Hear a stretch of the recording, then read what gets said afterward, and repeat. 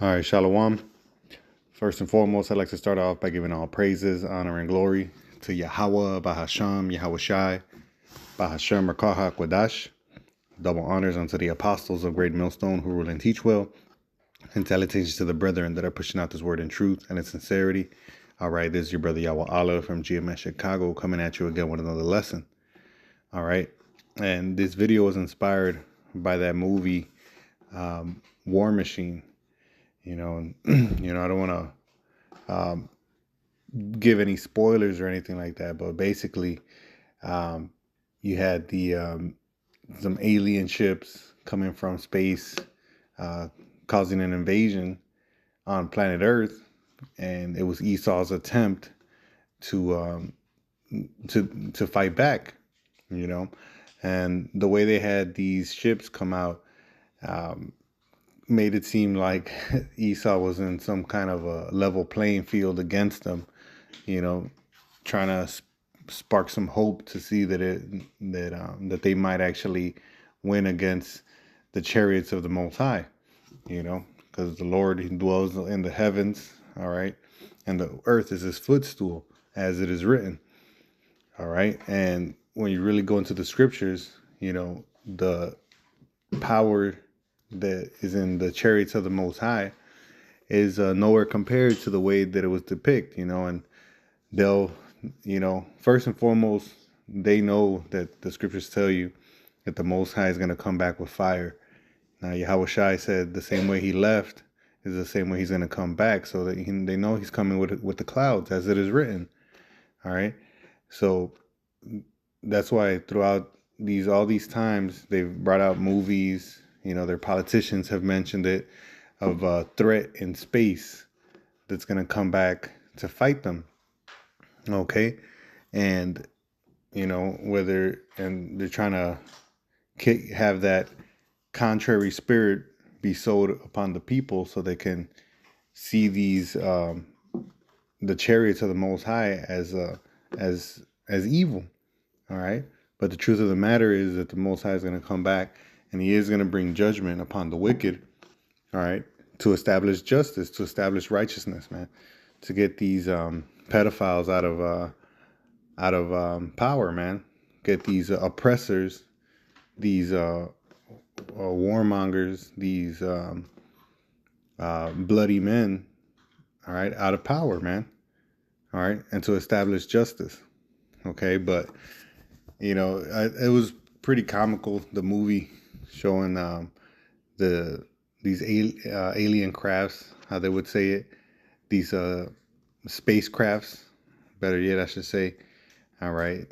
They showed them to be somewhat beatable, but the truth of the matter is, the Most High, when he comes back, there isn't going to be any opposition.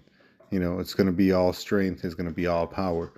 All right. And I want to bring out a few precepts to prove that.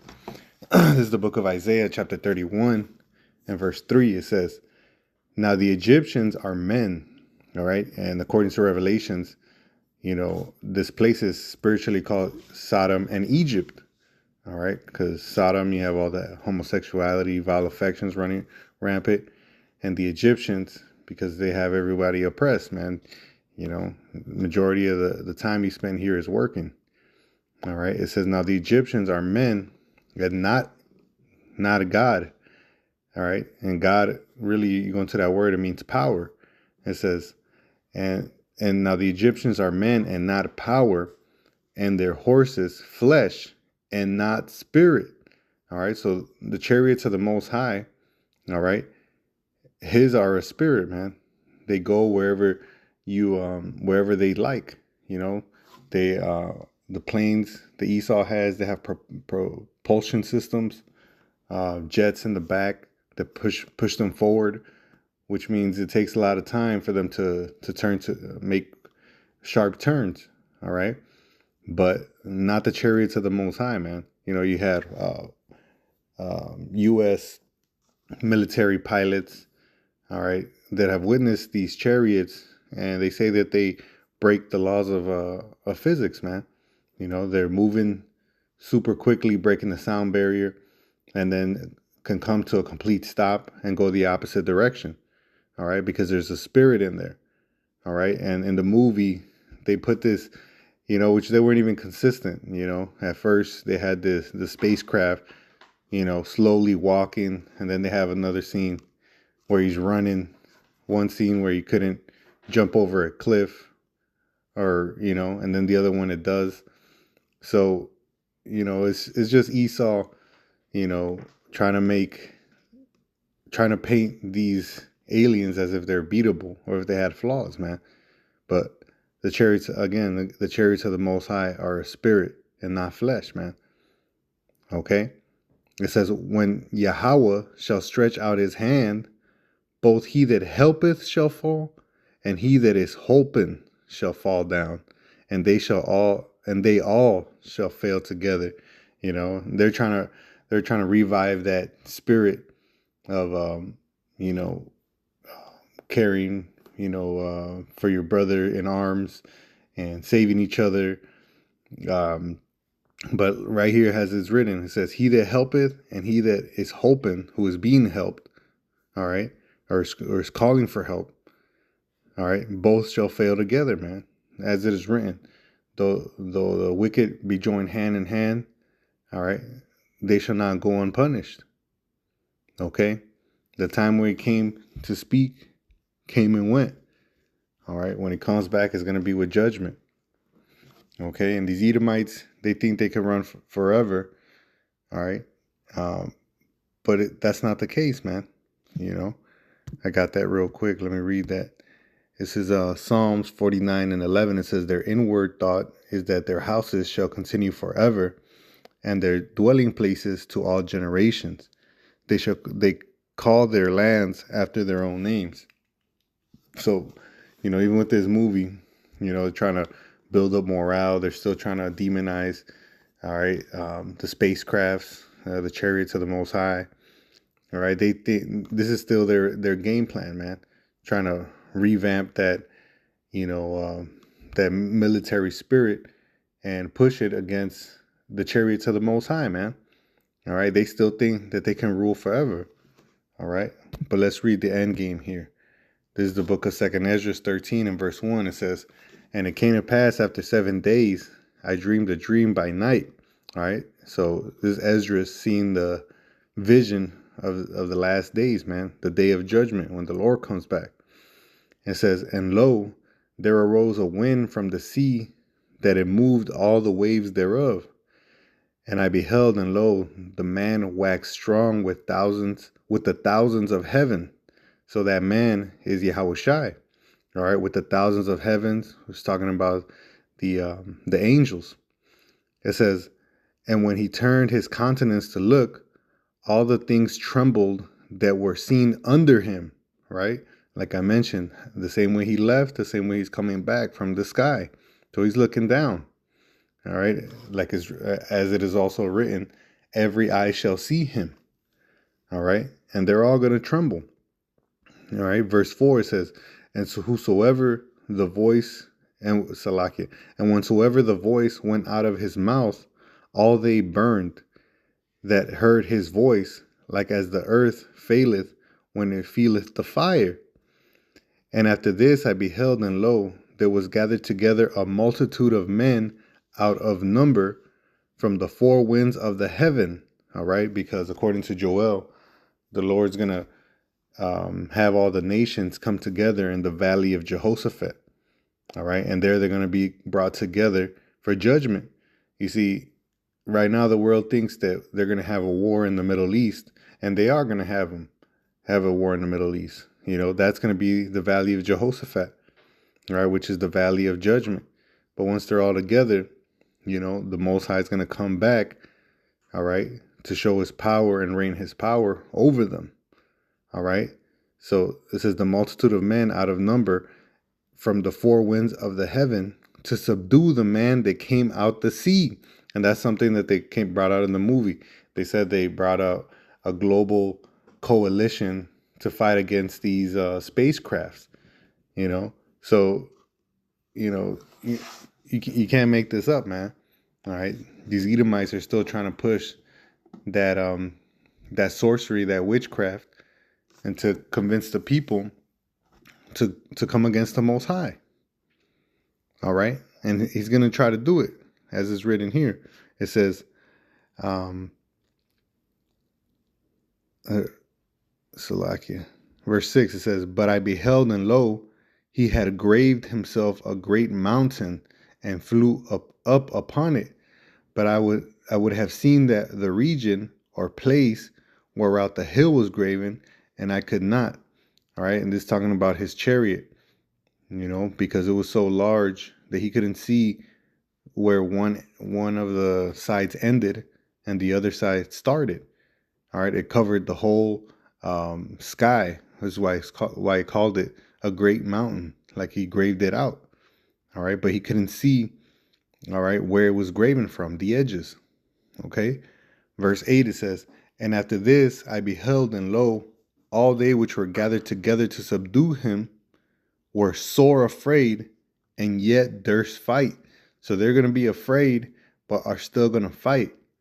It says, "And lo, as he saw the violence of the multitude that came, he neither lifted up his hand, nor held sword, nor any instrument of war. But only I saw that he sent out of his mouth as it had been a blast of fire, and out of his lips a flaming breath, and out of his tongue he casted out sparks and tempests. As it is written," it says, "He cometh with fire." All right. So they're going to try to fight, but the Most High is just going to rain down fire on them. It says a blast of fire. All right. Out of his tongue cast out as sparkles and tempests. All right.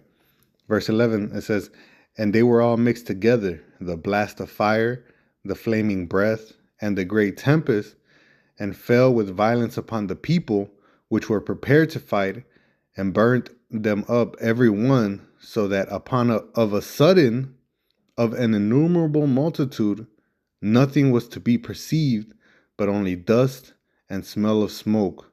When I saw this, I was afraid." And that was Esdras, man. That was a man of the Most High, afraid of the judgment that the Most High brought, man.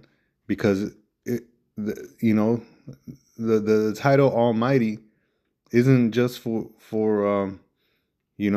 shits and giggles, man, for lack of a better word. All right, it's truly because he is the power, man. He's the creator. All right, and it's gonna have all these nations coming together, all their armies together, and in one sudden, all right, all this great number of people. It says innumerable. It means you couldn't count them, how many there were. All right, there was nothing to be perceived, but only dust and smell of smoke, and even Esdras was afraid. So, like it's written in the book of Romans 9, it says, for the same reason he raised up Esau was the same reason he raised up Pharaoh, and so he can show his power in them, and the Lord's gonna make his power be known throughout the whole earth, man. All right, he's gonna glorify, and he's gonna know his power, to his strength to be known when he rains it upon the vessels of dishonor, which are the Edomites. All right, they've been dishonorable and are going to receive a dishonorable end. And he's going to show his mercy and his glory, his riches, when he puts glory on his children, the Israelites. Okay, which he's promised beforehand. All right, he's going to beautify them with salvation, and through them is going to establish justice and righteousness upon the earth again. Okay, because back since when Adam and Eve ate from the tree of good and evil, all right, good and evil were beginning to be understood. Okay, and so now you have the example of the evil, all right, with these Edomites, all right, according to Obadiah. All right. I'm sorry. According to Malachi, it tells you that they're the territory of wickedness. All right. They're the wicked. All right. So you have the example of evil. All right. All right. Starting with them, but even amongst our people are found wicked men amongst the other nations. All right. But to the elect that took heed unto the words of the Heavenly Father, you have the very righteous examples of justice, man. So, at the end of the day, righteousness is gonna reign. Okay.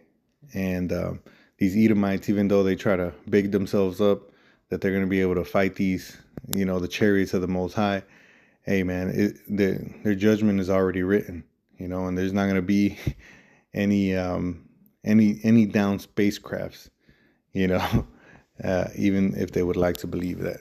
So I'll leave y'all with that. I pray this was an edifying lesson. Like always, I want to end by giving all praises, honor, and glory to Yahweh, Bahashem Yahweh Shai, Bahashem Rekah HaKodash. Double honors unto the apostles of Great Millstone who rule and teach well. And salutations to the brethren pushing forth his word in truth and in sincerity. To the next one, brother, say shalom.